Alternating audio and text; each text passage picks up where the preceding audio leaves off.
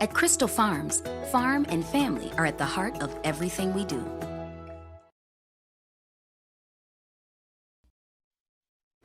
Well, it may come as a surprise to you, but not everyone is excited about the Christmas holidays. In fact, it can be a time of sadness. Wilson Stribling talks to Dr. Damian Thomas for some ways to avoid holiday stress and depression.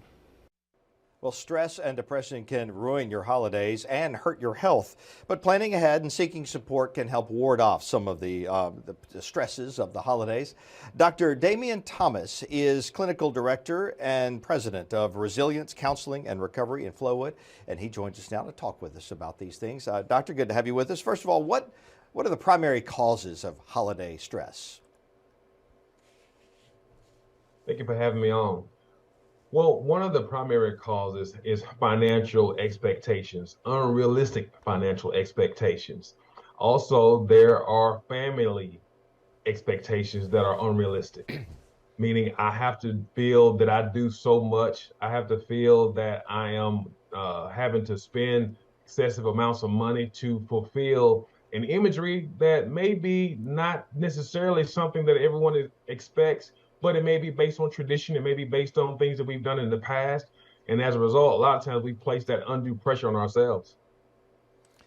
A lot of folks can probably relate to just what you were describing. How common is this? How common is holiday stress? It's very common.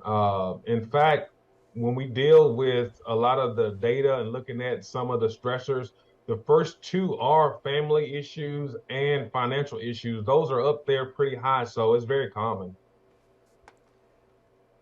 So what do you do? How do you fight this? What do you do to keep it from overtaking your holiday joy? One of the first things we encourage is to set boundaries within ourselves. We have to be able to say no when we need to say no. Consider our own budget. Our budget is going to look different than another family's budget. That way, I won't have to necessarily focus on not having the funds that I need to take care of my basic necessities while trying to enjoy the holiday at the same time. But I'm also going to be looking to make sure that I consider the quote reason for the season unquote.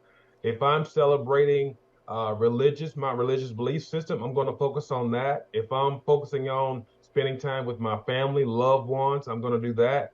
Or if I'm just focusing on self-care and just taking some time away from all the hustle and bustle that I'm seeing out here in the malls or in my city, I'm going to do that just so that I can maintain healthy perspective and quality mental health.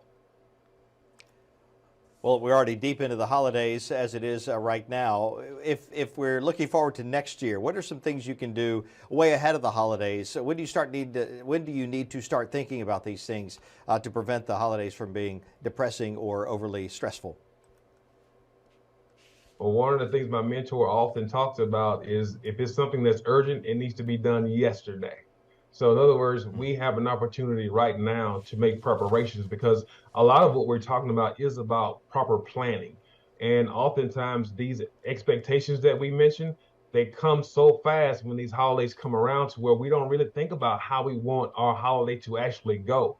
And so preparing now is the most important way to approach it.